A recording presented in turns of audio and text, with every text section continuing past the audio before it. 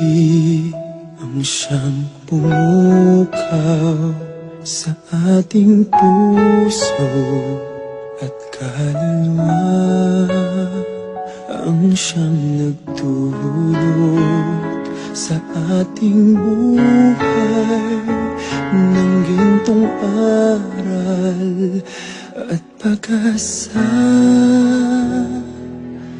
Pag-ibig ang siyang buklod natin, di mapapawi kailan pa man.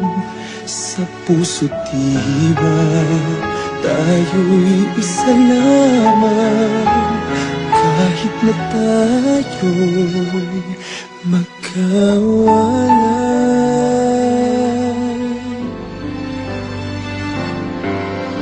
Pagkat ang Diyos natin, Diyos ng pag-ibig, magmahalan tayo't magtulungan. At kung tayo'y bigo, ay huwag limutin na may Diyos tayong nagmamahal.